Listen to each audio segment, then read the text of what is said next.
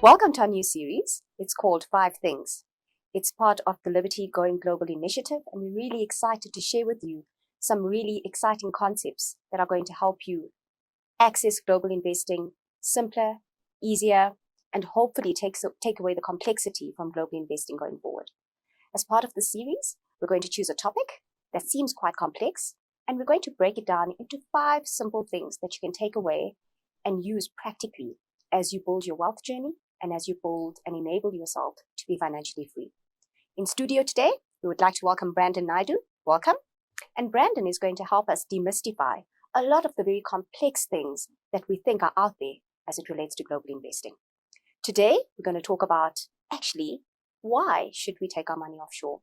What is the reason that we need to consider offshore investing, and why is it so important? So welcome, Brandon. Thanks, Famida. Okay, so let's get started. First question, why should we consider offshore investing? Why is it so important? Famida, I think it goes down to for clients in their daily lives, they are already exposed to offshore in one way or the other. And the way I like to think about it is in your daily life, whether it's the car that you drive, the fuel that you put into it, the toothpaste that you used this morning, the champagne that you've got from France, all of these things are in one way, shape, or form affected by the global environment, affected by exchange rates. So if those expenses of your budget are not restricted by geographical borders, then why should your investments be? I think that's a good starting point.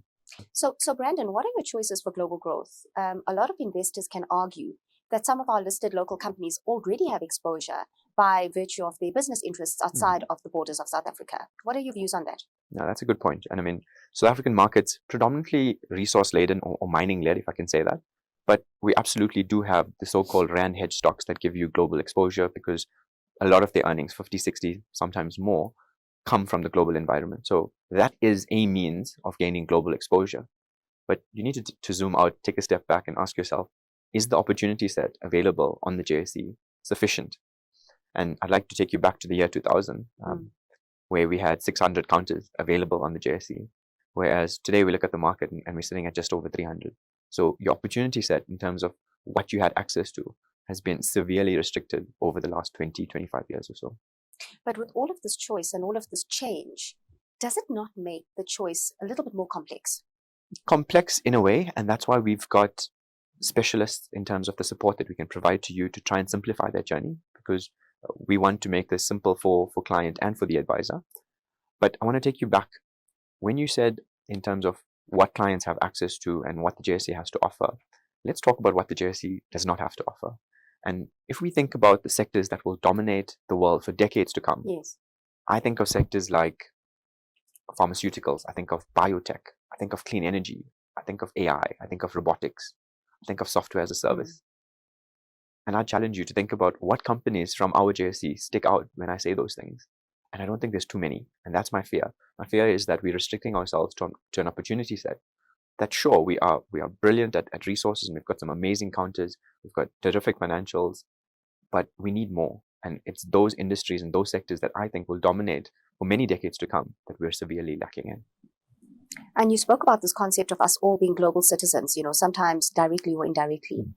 And there are many families out there that are considering whether to send their kids overseas to study. Many of us have dreams, to want to retire in some exotic location. What are your views on that, and what options are available?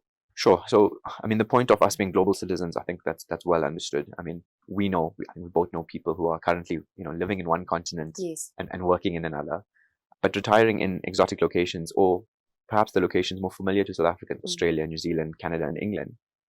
To me, that means that you need to start thinking about diversifying into a currency that would suit that market. So be that GBP, be that euro, be that US dollar, it would make sense to try to match those expenses, your future expenses, in the currency today via your investment. So what I'm saying is, it makes sense to have investments in alternate currencies in order for when that transition finally happens, whether it is immigration, whether it is sending your kids abroad to study, when that transition happens, the currency fluctuation should not affect the quality of the education or the retirement that you will have. And Brandon, while we're on the subject of currency risk, there is a lot of inherent risk, obviously, in the South African rand, as we know. We all know that our gross domestic production is 0.5% of global GDP. What are your views on hedging currency risk? And do you think we're taking too much risk investing in South African rand only? Yeah, I think you hit the nail on the head there. What are we? Essentially, we're an emerging market, right? We're an emerging market that sits on the southern tip of Africa, got a really liquid currency. And that means that we're seen as a proxy for emerging markets. So risk on environment, you'll see the rand strengthen. Risk off environment, you'll see the rand weaken. And that type of inherent volatility that the rand has, I mean, that's why we call it the rattlesnake, right? That type of inherent volatility will affect investments for clients. However, I do think that we tend to focus too much of time and energy on what the rand is doing. Is it up? Is it down? It's a part of your decision when deciding to go global. But to me, it's a small part of that decision. There's a broader landscape for you to be thinking about when taking your funds offshore. You need to think about the diversification benefit that it's bringing to you. You need to think about what your goals are, what you're trying to achieve. You need to understand the jurisdiction you're talking about, understand the estate implications of your investment. Sure. It's not just about the currency. And I've seen work done quite recently, actually, where you measure your investment performance in so-called good years for the rand versus so-called bad years for the rand. And sure, that makes a difference when you're looking at it over 1 and 2 years. But when you go back and look at your investment over 5, 10, 15, 20-year time horizons, that makes a minimal difference in terms of your overall performance. So I think there's a lot of psyche involved in terms of whether the rand is strong or weak. And I think that affects people's emotions and their behavior. But I don't think it should affect us as much as it does right now. And I suppose that's wherein lies the value of having a financial advisor, right?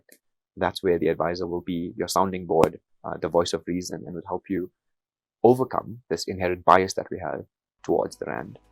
No, absolutely. And it's all about long-term investing, as you point out.